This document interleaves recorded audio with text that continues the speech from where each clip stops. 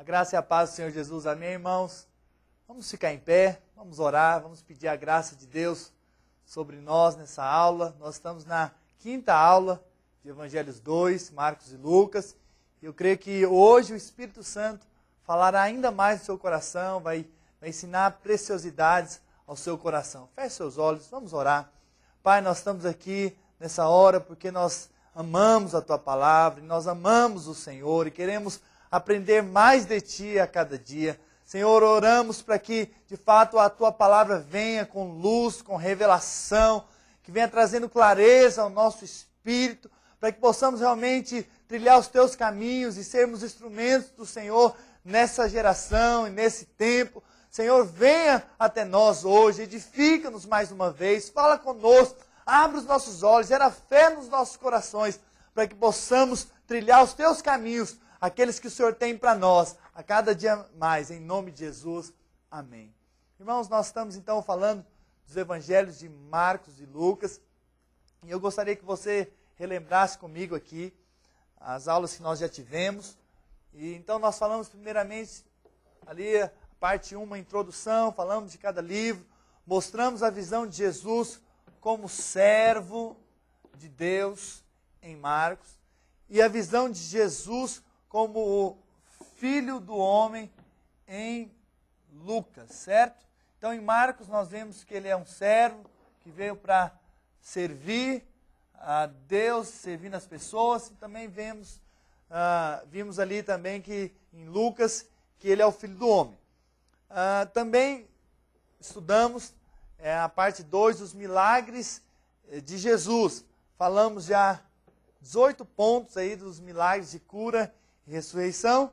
Falamos também de 7 pontos aí de milagres de libertação até a última aula. E hoje nós vamos falar sobre os milagres extraordinários. E na próxima aula nós começamos então os ensinamentos de Jesus nesses 2 livros, ok? Então, vamos falar hoje dos milagres extraordinários. E o primeiro que nós gostaríamos de mencionar é quando Jesus acalma a tempestade. Abra lá sua Bíblia em Marcos 4. Marcos 4, versículo 35. 4, 35. Olha o que a palavra de Deus diz.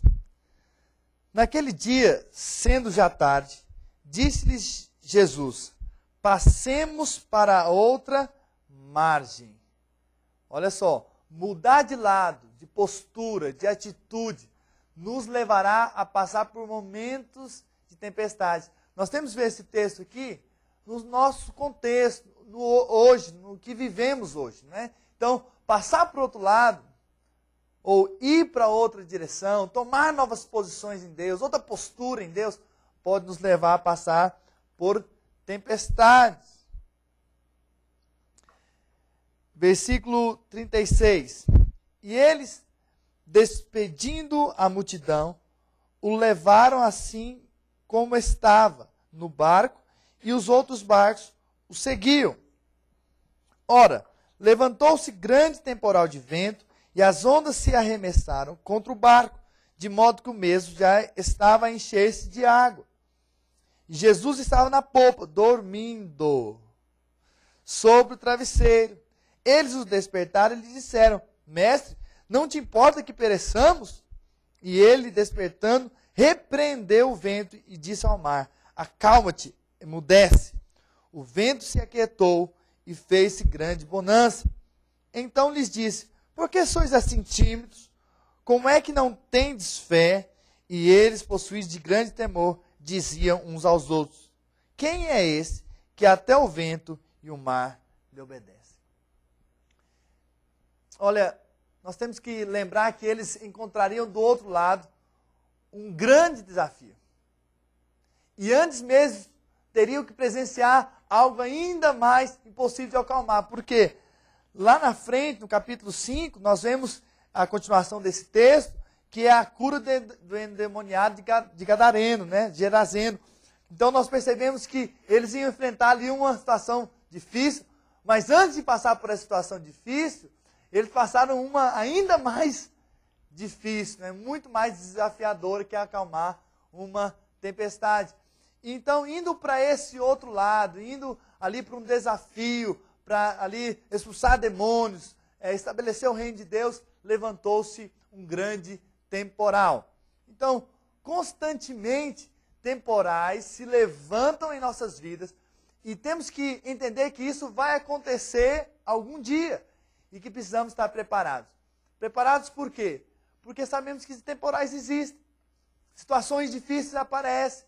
Eu não estou falando talvez de temporais, literalmente, né? De tempestade, talvez você vai passar aí. Mas estou falando de situações das nossas vidas que às vezes nós vamos passar e que às vezes nós não entendemos por que passamos, mas pode ter certeza, é porque Deus quer operar o milagre. Então, momentos que nós estamos indo para o encontro, por exemplo, momentos que temporais se levantam, desafios, situações, impedimentos, lutas, batalhas, nós passamos. Né? Nós sempre conversamos lá em casa, em épocas de encontro, conferência, viagens missionárias, nós vemos os levantares de temporais, ou situações difíceis que nós passamos ali, de lutas, de guerras, e que parece que os demônios querem nos oprimir, nos abater, e lá em casa nós já entendemos isso, sempre na época de encontro nós já nos posicionamos ainda mais em Deus, firmados no Senhor, porque existem lutas, existem temporais. Talvez hoje mesmo você está passando por temporais na sua vida, lutas, talvez você não sabe por quê, mas é porque Deus quer te levar para o outro lado, onde Ele vai fazer grandes milagres através da sua vida. E os demônios sabem disso e eles querem parar esse mover, querem parar essa obra que Deus está fazendo na sua vida, por isso que temporais eles aparecem. Mas mais à frente, nós vemos que Jesus estava dormindo. Em um aspecto nós podemos ver que Jesus estava descansando, como qualquer outro homem, precisava de dormir, de descansar. Mas em outro aspecto, esse dormir nos pode nos ensinar que Jesus estava descansando. Mesmo em meio à tempestade, ele estava descansando no sentido de confiança. Eu confio no meu Deus. Então, nesse sentido, nós podemos ver que Jesus era alguém que descansava no Pai. E nós também temos que ser esses, que de fato descansam no Senhor. Em momentos de lutas, em momentos de batalhas, nosso descanso é o Senhor. E o nosso trabalho, na verdade, é descansar no Senhor. E não quer dizer que agora a gente vai para casa e vai ficar dormindo, né? Porque a Bíblia diz que aos seus amados Ele dá enquanto dorme, então eu vou dormir muito, porque enquanto eu durmo muito, aí Deus faz. Não é nesse sentido. Aquele sentido daquele texto diz, eu tenho que descansar. Eu tenho que confiar que, na verdade, meu Deus está comigo e Ele vai vencer essa batalha por mim. Eu vou apenas crer que Ele vai me dar a vitória. E aqui então os discípulos, vendo Jesus dormindo, o despertam. O desperta ali naquele momento. E os discípulos ainda estavam, na verdade, apoiados na fé de Jesus. E muitas vezes nós também andamos apoiados na fé de outros. Então eles correram para Jesus porque tinham medo daquele barco afundar e deles morrerem. E eles foram até Jesus. Mas mais à frente, nós lemos que Jesus até repreende os discípulos. Por quê? Porque os discípulos poderiam ter orado a Deus. Os discípulos poderiam ter rogado e pedido ao Pai o milagre, e eles poderiam ter visto o milagre. Então, naquele contexto ainda, os discípulos estavam apoiados na fé de Jesus, no que Jesus podia fazer. Mas nós percebemos que depois esses discípulos se tornaram grandes homens de Deus, de fato creram e fizeram grandes milagres, poderosos, não é? Porque eles cresceram. Então, muitas vezes você ainda é apoiado na fé do seu pastor, ou na fé do seu discipulador, mas sabe, Deus vai te levar a momentos de fé, para que você possa crer, para que você não apoie necessariamente na fé do outro, mas que você realmente tenha a fé de que Deus pode te usar.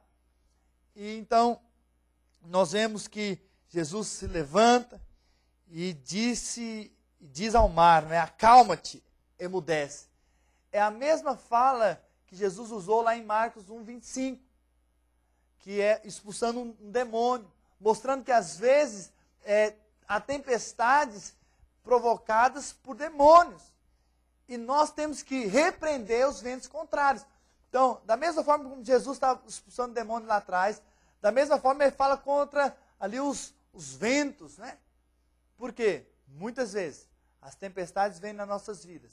E pode ter certeza, são lutas espirituais. Eu me lembro, uma certa vez, que nós estávamos com um conflito em casa, no casamento, eu com minha esposa, e tendo brigas desnecessárias por motivos tão insignificantes. Eu me lembro que eu estava orando pela manhã e o Espírito Santo me levou a fazer guerra em favor do meu casamento. Estávamos numa tempestade ali. E então eu comecei a repreender os demônios, expulsar os demônios que vinham contra a minha vida, contra a vida da minha esposa, e se posicionei ali em oração, em fé, e não aceito a minha casa, a briga, a confusão, essa tempestade. E eu me lembro que então, na hora do almoço, fui lá para casa almoçar, e minha esposa me contou de um sonho que ela teve, de uma luta, de uma resistência e demônios, e na hora eu percebi que eu estava orando no sentido certo. Aquela tempestade que tinha se levantado no meu casamento era para nos abater, nos parar, nos impedir de avançarmos, de realmente fazermos a obra do Senhor com todo o nosso coração. Mas eu sei que eu vi a mão de Deus. E ali foi um ensinamento para mim. Então, todas as vezes que às vezes se levantam momentos de tempestade no meu casamento, eu, minha esposa, nós oramos, batalhamos, cancelamos toda a obra maligna, anulamos a toda a obra de Satanás, porque sabemos que demônios estão aí. O diabo está aí para trazer tempestades, para abater a nossa fé, para nos impedir de avançarmos e de crescermos a cada dia mais, não é? Então, os discípulos, eles ficam assustados por verem aquele milagre. E versículo 41, eles ficaram possuídos de grande temor, por verem grandes milagres. Mas isso é um sinal de que Deus é poderoso para acalmar qualquer tempestade. Iremos passar por tempestades. E temos que saber que a autoridade para acalmá-las está sobre nós.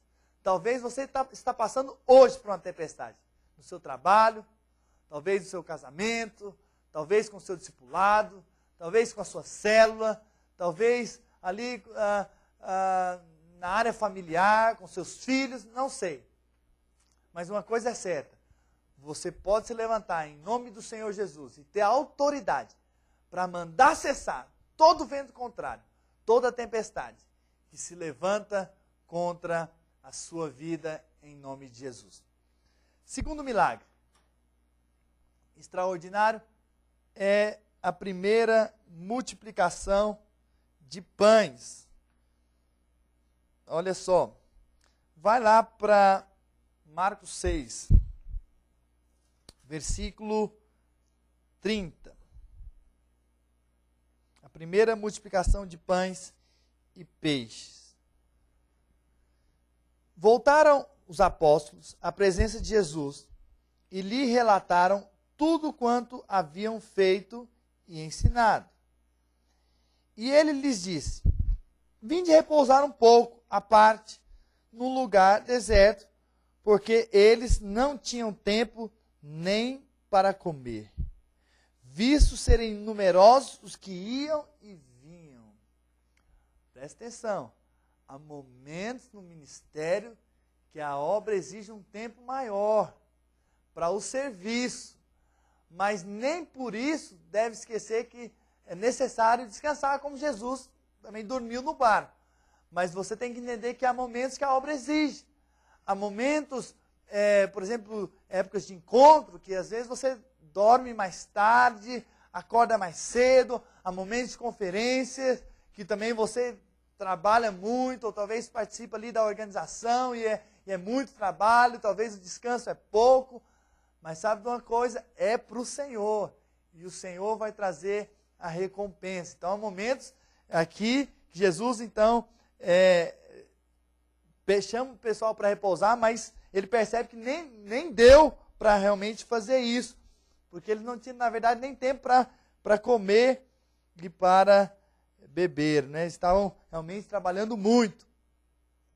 Versículo 32. Então foram sós no barco para um lugar solitário. Eles foram descansar, porque não tinha tempo nem de comer e beber.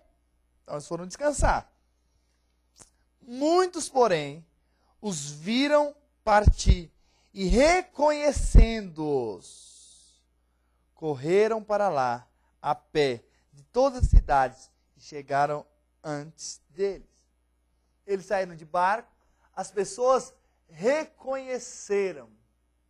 Não tem como não reconhecer aqueles que manifestam o poder de Deus. Então, olha só. Vou até sublinhar aqui, ó, reconhecendo-os. Não tem como não reconhecer aqueles que manifestam o poder de Deus. Que tem poder de Deus. A luz, olha só, a luz atrai a atenção de todos. Em qualquer lugar em trevas, ao ver a luz, não tem como reconhecer algo diferente e atraente. Jesus é essa luz que atrai. No meio desse mundo em trevas, nós vemos a luz de Cristo brilhando, e as pessoas, ao verem a luz, reconhecem. É tão interessante que no meio da noite escura, ao vermos a luz, talvez de um relâmpago, ou vermos a luz dos fogos de artifício, isso chama a nossa atenção, porque a luz tem esse poder de atrair, de chamar a atenção. E Jesus é essa luz, é a luz do mundo, como está lá em João, dizendo a respeito de Jesus. João Batista também diz que ele veio para testificar da luz. Também vemos lá em Mateus 5,14 que, na verdade, nós somos a luz do mundo, nós somos aqueles que vamos atrair as pessoas até nós, não até nós mesmos, mas Cristo que está em nós. Eles vão perceber o Cristo em nós e vão ser tocados por aquilo que é ministrado e que é passado, é o poder de Deus liberado na vida deles. E Paulo também foi enviado aos gentios, na verdade, para ser luz aos gentios. Está lá em Atos 13, 47, mostrando que, na verdade, as pessoas são atraídas pela luz que é em nós. Então, nas nossas células tem que ter a luz, nos nossos aconselhamentos tem que ter a luz de Deus, nos nossos relacionamentos tem que ter a luz de Deus, para que essa luz possa tocar e possa atrair o perdido, possa atrair para os nossos cultos, e as pessoas serem tocadas por essa luz, possam ser tocadas pelo Espírito Santo e pelo poder de Deus. Então, Jesus estava indo com os apóstolos e atraiu a multidão. Mais uma vez, a multidão veio atraída por essa luz que é Jesus. Amém? Então, no versículo 34, diz assim: ao desembarcar, viu Jesus uma grande multidão e compadeceu-se deles. Sublinhe isso aí na sua Bíblia, compadeceu-se deles. A força do ministério de Jesus estava na sua compaixão. O que produz um grande ministério é uma grande compaixão por aqueles que necessitam de ajuda. Lembra, nós já falamos sobre isso, e estamos repetindo, porque vários textos que nós estamos lendo da palavra, nós vemos Jesus se compadecendo. O que move o ministério de Jesus é a compaixão. O que vai fazer com que nós tenhamos, de fato, um grande ministério, ou temos aquilo que Deus tem para nós, é a compaixão. A compaixão é esse combustível que gera força para realmente trabalharmos. Mesmo que estivéssemos ali cansados, como Jesus estava. Jesus estava cansado, Jesus estava indo descansar. Estava com os discípulos indo para um lugar solitário a descanso, mas quando Jesus viu a multidão ali que estava necessitada, a multidão que estava ali perecendo, que precisava de ajuda, como ovelhas que não têm pastor, Jesus se compadeceu e moveu o coração dele para continuar ministrando, ensinando, curando. Para continuar, de fato, fazer a obra que Deus tinha para a vida dele. E também nesse versículo 34 também diz, continuando, porque eram como ovelhas que não têm pastor. E Jesus é o bom pastor. E tem duas coisas que resumem, de fato, o bom pastor. Abra a sua Bíblia lá em João 10, no versículo 11. Algumas páginas aí para frente. João 10, 11. Diz assim: eu sou o bom pastor. O bom pastor dá a vida pelas ovelhas. Primeiro aspecto que nós vemos aqui do bom pastor. O bom pastor dá a vida pelas ovelhas. E isso é o que realmente Jesus fez em todo o seu ministério. Em todo o seu ministério nós vemos Jesus entregando a sua vida para as ovelhas. Se desgastando para as ovelhas. Deixando de comer pelas ovelhas. Deixando de dormir por causa das ovelhas. E o bom pastor é esse que dá a vida pelas ovelhas. Muitas vezes nós temos que fazer isso. Muitas vezes nós temos que deixar de comer por causa das ovelhas. Jejuamos por causa das ovelhas. Acordamos mais cedo para orar e buscar a presença do Senhor pelas ovelhas, em favor das ovelhas, em favor do reino de Deus. Porque o bom pastor, primeiramente, ele dá a vida pelas ovelhas. E aqui Jesus é um modelo. Mas segundo, nós também vemos que o bom pastor, ele conhece as suas ovelhas e é conhecido por elas. Lá em João 10, no versículo 14, diz assim: eu sou o bom pastor, conheço as minhas ovelhas e elas me conhecem a mim. Jesus conhecia a dor das suas ovelhas, as feridas que haviam nelas. E por isso a compaixão sempre estava presente na vida de Jesus. Jesus conhecia a dor, e por conhecer a dor das suas ovelhas, ele então manifestava a compaixão e trazia de fato o poder de Deus e a glória de Deus. Se você não tiver compaixão, não tem como você mover em Deus. Se você não for de fato um bom pastor, você não vai poder ter ministério ou fazer algo para Deus. Porque na verdade Deus trabalha com os pastores. Não estou falando aqui de pastor de título. Estou falando de pastor de coração. É o que dá a vida pelas ovelhas, mas que também conhece as suas ovelhas. E por isso as suas ovelhas o conhecem. Porque sabe do coração cheio de amor e de compaixão. E a Bíblia também nos ensina lá em Provérbios 27, 23, que nós devemos conhecer o estado das nossas ovelhas. Está aí. Procura conhecer o estado das tuas ovelhas e cuida dos teus rebanhos. Eu tenho certeza que Deus tem confiado no rebanho para você. Então procura saber como esse rebanho está e cuida dele. Pode ter certeza que você vai ser ricamente abençoado, abençoando as suas ovelhas. Ainda no verso 34 de Marcos 6, diz assim: e passou a ensinar-lhes muitas coisas. Não há ministério sem o ensino. Em todos os tipos de milagres que nós estudamos, que Jesus operou, ele mostra que foi precedido de ensino. Ou seja, do liberar da palavra. Lembra que a fé vem pelo quê? Pelo ouvir. E ouvir o quê? A pregação. Ouvir a palavra. Por isso que momentos que Jesus operou milagres, são momentos que Jesus estava ensinando, estava liberando palavras. Porque aquela palavra produzia fé no coração deles. Olha, esse seminário, cada aula que você está indo, é uma oportunidade de Deus fazer tantos milagres na sua vida. Pode ter certeza que cada aula que você recebe, que você tem uma atitude de alguém faminto, que quer ouvir a palavra de Deus e realmente come essa palavra, pode ter certeza, isso vai produzir uma fé tão grande no seu coração, ao ponto de você ver tantos milagres na sua vida. Por isso que o seminário é algo tão especial, porque a palavra é liberada a cada dia. E a cada dia que é liberado no seu coração, a fé entra.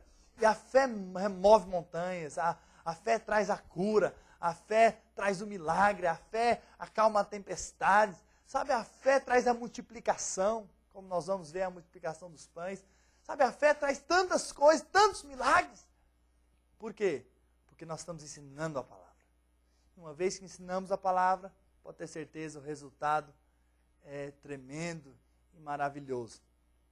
Versículo 35. Em declinando a tarde, vieram os discípulos a Jesus e lhe disseram: é deserto este lugar, e já avançada a hora. Despede-os, para que passando pelos campos, ao redor e pelas aldeias, comprem para si o que comer. Os discípulos pedem para Jesus despedir a multidão, porque já estava tarde. Mas o versículo 37 diz: porém ele lhes respondeu: dá-lhes vós mesmos de comer. Disseram-lhe: iremos comprar 200 denários de pão para lhes dar de comer? Jesus queria ver qual atitude eles teriam em relação àquela situação. E no versículo 38 diz: e ele lhes disse: quantos pães tendes? E de ver. E sabendo eles, responderam: 5 pães e 2 peixes. Havia apenas 5 pães e 2 peixes. Algo insignificante para toda aquela multidão. Versículo 39. Então Jesus lhe ordenou que todos se assentassem em grupos sobre a relva verde. E o fizeram repartindo-se em grupos de 100 em 100 e de 50 em 50. Pequenos grupos para que as pessoas sejam alimentadas adequadamente. Ordem no reino de Deus. Precisa de ordem. Vamos sentar em grupos pequenos para que todos possam receber o alimento. E isso também pode nos levar a ver o tanto que as células são importantes. Grupos pequenos para alimentar ali aquele grupo de pessoas. Versículo 41. Tomando ele os 5 pães e os 2 peixes, erguendo os olhos ao céu, os abençoou. E partindo os pães, deu aos discípulos para que os distribuíssem. E por todos repartiu também os 2 peixes. Olha só que a bênção traz a multiplicação. Abençoou para a multiplicação. Abençoou aqueles pães. Em Gênesis 1:28, a Bíblia diz que Deus os abençoou e disse: sede fecundos, multiplicai-vos, enchei a terra. Então, a bênção da multiplicação já está sobre nós. Por isso, nós nos multiplicamos em nome de Jesus. Versículo 42. Todos comeram e se fartaram, e ainda recolheram 12 cestos cheios de pedaços de pão e de peixe. Os que comeram dos pães eram 5.000 homens, fora crianças, mulheres. Então, para nós vermos o tanto que Deus é poderoso para multiplicar, para fazer milagres. E aqui nós percebemos que ainda sobrou. Mostrar que, na verdade, Deus é um Deus de abundância.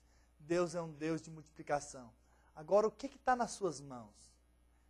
O que está nas suas mãos vai realmente multiplicar, se você crer. O que você tem nas mãos? Você tem 5 pães e 2 peixinhos? Você tem 3 membros na célula? Você tem um pouco de dinheiro? Pode ter certeza, Deus vai multiplicar esse pouco e vai transformar em muito, se você crer, se você acreditar. Terceiro, Jesus andando sobre o mar. Marcos 6, versículo 45. Vamos ler. Logo a seguir, compeliu Jesus os seus discípulos a embarcar e passar adiante para o outro lado, a Betsaida, enquanto ele despedia a multidão. E tendo-os despedido, subiu ao monte para orar. Ao cair da tarde, estava o barco no meio do mar e ele sozinho em terra. E vendo-os em dificuldade a remar, porque o vento lhes era contrário, por volta da quarta vigília da noite, veio ter com eles, andando por sobre o mar, e queria tomar-lhes a dianteira, queria tomar a frente. Eles, porém, vendo andar sobre o mar, pensaram tratar-se de um fantasma, e gritaram, pois todos ficaram aterrados à vista dele. Mas logo lhes falou e disse, tende bom ânimo, sou eu, não temais. E subiu para o barco, para estar com eles, e o vento cessou. Ficaram entre si atônitos, porque não haviam compreendido o milagre dos pães, antes seu coração estava endurecido. Jesus aqui anda por sobre o mar. Esse milagre de andar sobre as águas acontece posteriormente ao milagre da multiplicação.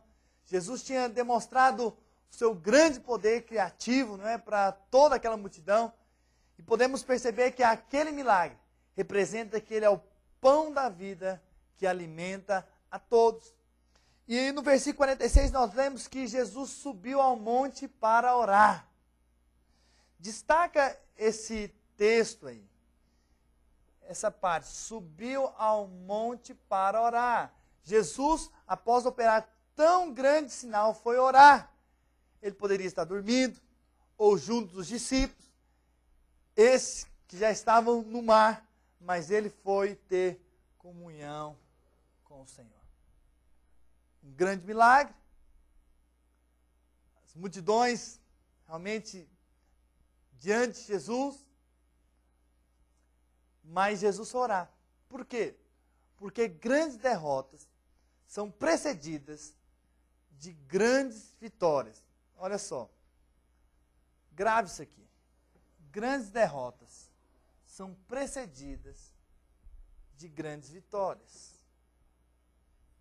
Pastor, o que o senhor quer dizer com isso? É que grandes derrotas acontecem depois de grandes vitórias. Por quê? Porque existe o perigo de nos embriagar com o sucesso de uma conquista, que foi muito grande. E nós devemos, então, continuar com os nossos olhos do Senhor, reconhecendo sempre que Ele é quem faz por nós. E essa era a oração de Jesus. Pois teu é o reino, o poder e a glória para sempre. Amém. Aqui é um ponto muito importante desse texto. Porque aqui há o perigo de nos embriagar. Depois de uma vitória, depois de uma multiplicação, depois de uma conquista, depois da célula multiplicar em 3, é o perigo. Porque achamos então que agora nós somos alguma coisa, agora nós temos reconhecimento, agora o nosso pastor nos aplaude, agora o pastor nos vê o quanto nós somos capazes, e é nessa hora que a derrota pode entrar. É nessa hora que você pode se embriagar com o sucesso.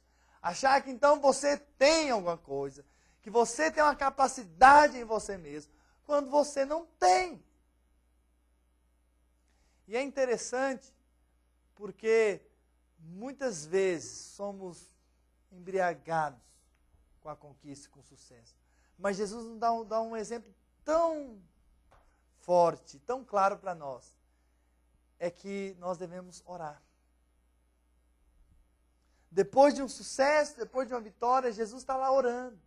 Jesus está lá reconhecendo que a glória, que o reino, que o poder é de Deus.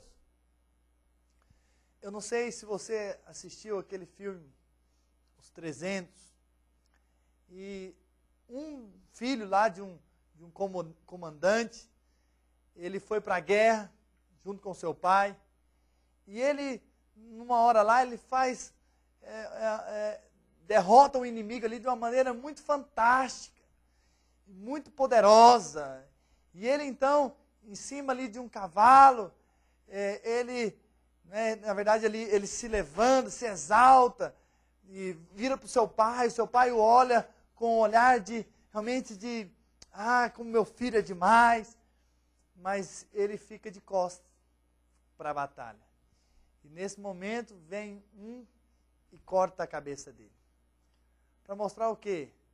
Que naquele momento de glória, que ele achou que tinha feito algo muito importante, ele deixou de vigiar. Ele deixou de perceber o inimigo por detrás. Por isso que quando Deus te der uma grande vitória, permaneça com o coração para Ele. Permaneça com o coração realmente entregue a Ele. Permaneça com o coração realmente para o Senhor, para que você não venha a ser embriagado.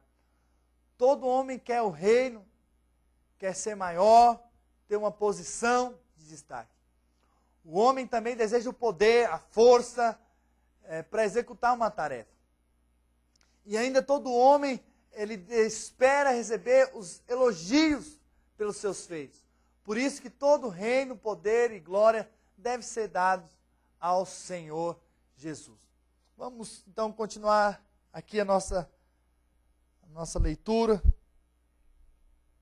Versículo 48. E vendo-os em dificuldade a remar. É impressionante como nós vemos, como nós percebemos nesse estudo, o tanto que existe essa palavra vendo, ou esse verbo, no gerúndio, vendo-os, ou e outras sinônimas. Então elas são usadas constantemente para mostrar o quê? Que Jesus olha para aqueles que estão necessitados, olha para aqueles que estão perecendo, olha para aqueles que estão em dificuldade. E pode ter certeza, Jesus tinha mandado aqueles discípulos irem para o outro lado. Foi Jesus que mandou. Por isso Jesus estava vendo. E vendo que ele estava em dificuldades. Por quê? Porque o vento lhes era contrário. Inúmeras vezes passamos por ventos contrários. Parece que não chegamos ao destino. É como um carro que está na lama e nós aceleramos esse carro e esse carro não sai do lugar. Ou seja, muitas vezes nós estamos tentando ir para frente, mas não conseguimos, porque os ventos são contrários. Inúmeras vezes nós estamos num barco que Jesus mandou a gente ir. Foi Jesus que mandou os discípulos nessa situação, ir para o outro lado, ir para o barco. Mas eles estão lá remando.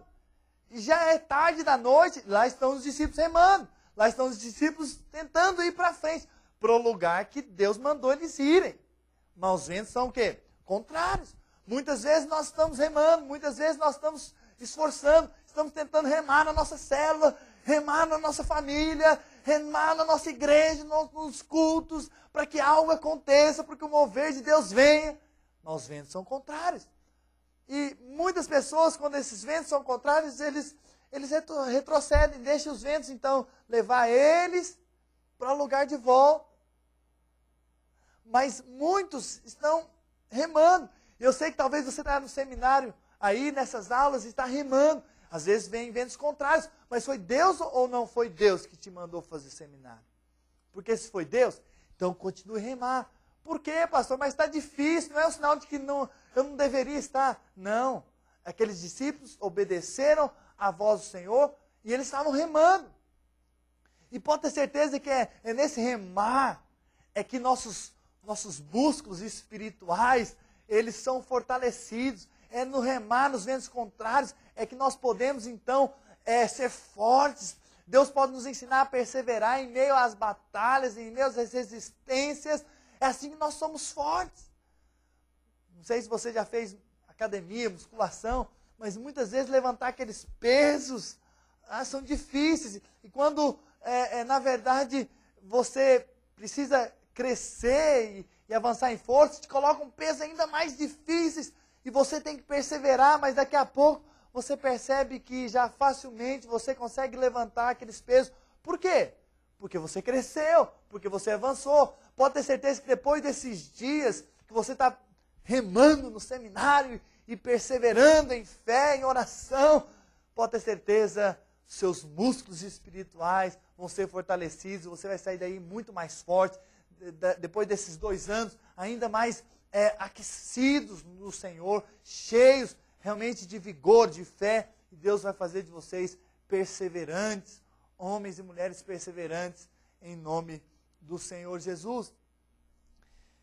E aqui no versículo 48, diz que por volta da 4ª vigília da noite, Jesus veio ter com eles.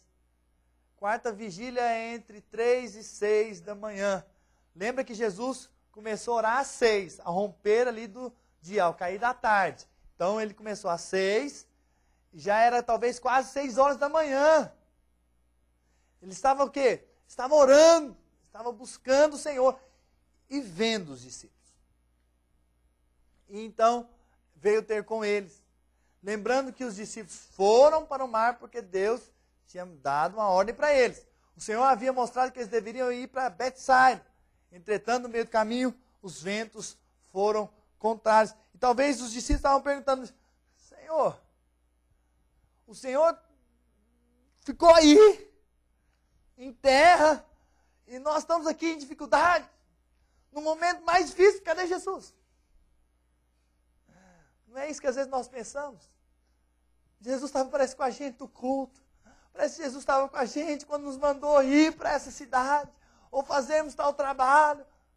Mas agora parece, cadê Jesus? Foi Jesus que mandou, mas cadê Ele?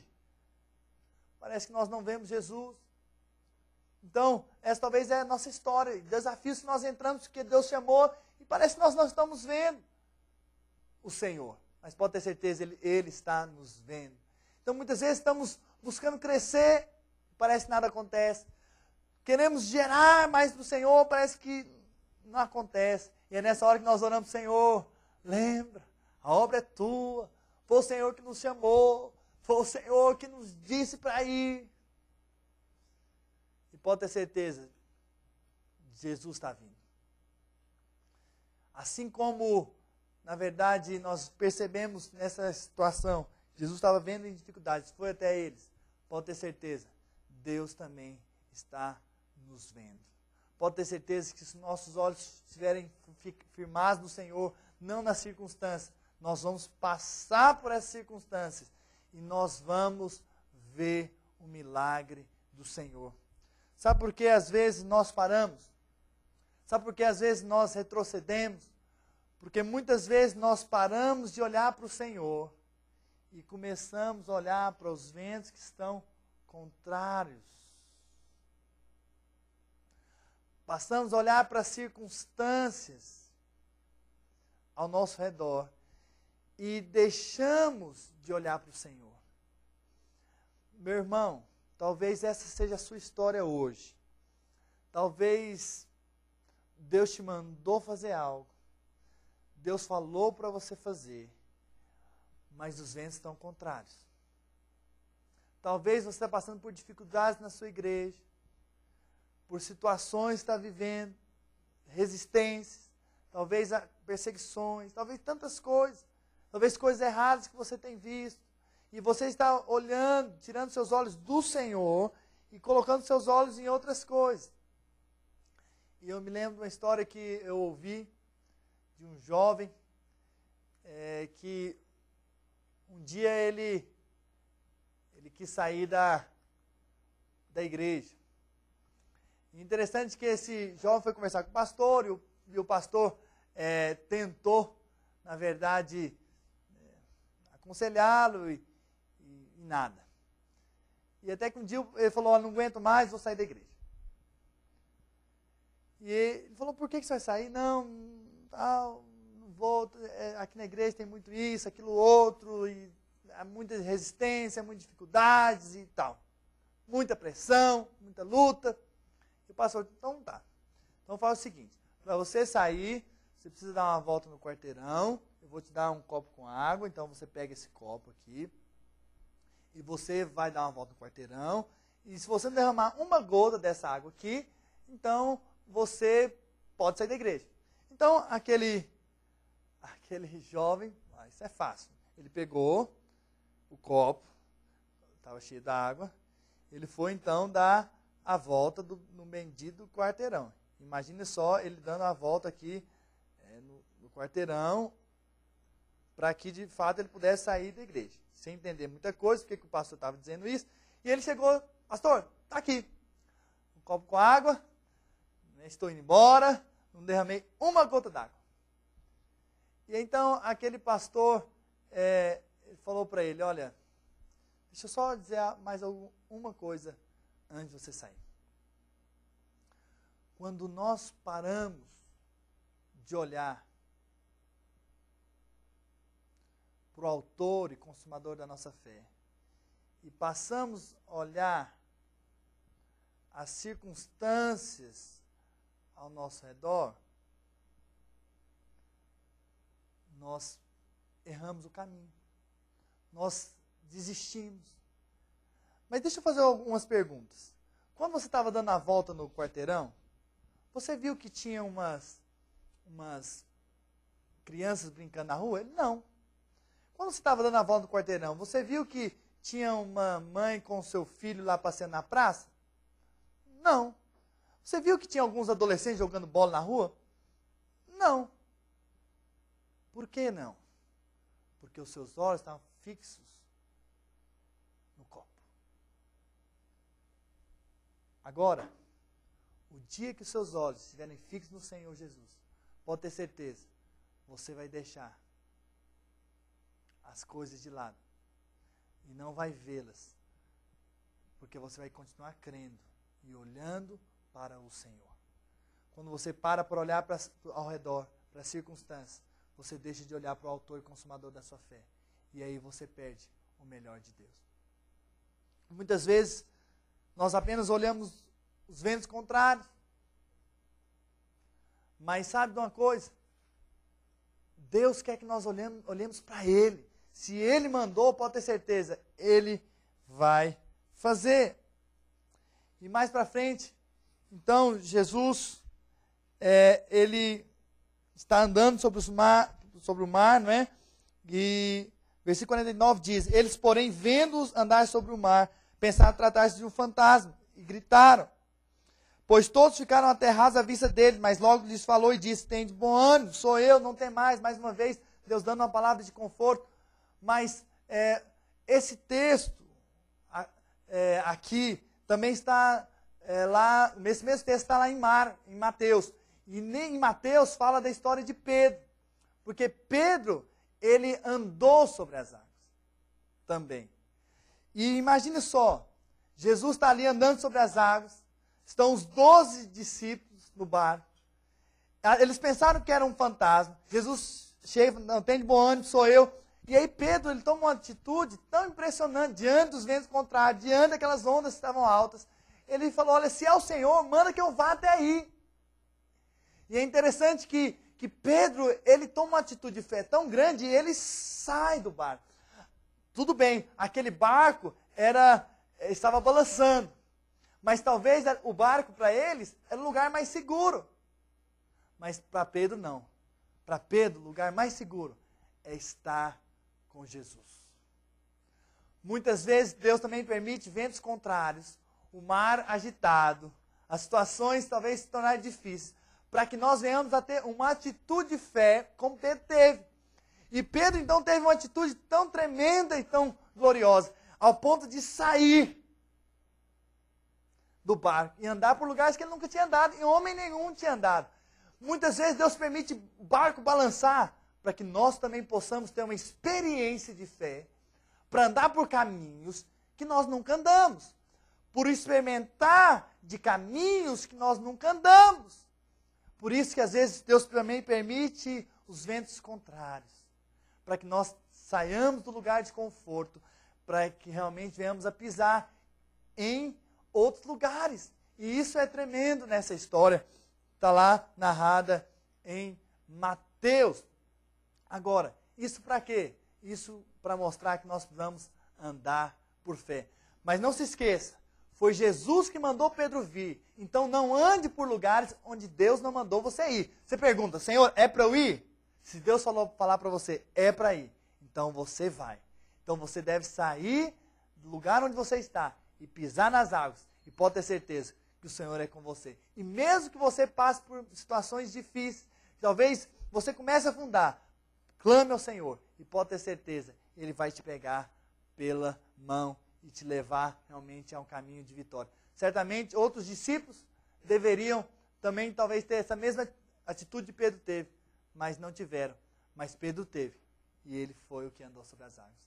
Esses dias são dias de você andar também sobre as águas, assim como Jesus andou. Se o mar não se abrir, Deus vai te fazer andar sobre as águas em fé, em nome do Senhor Jesus. Que Deus te abençoe ricamente. Amém.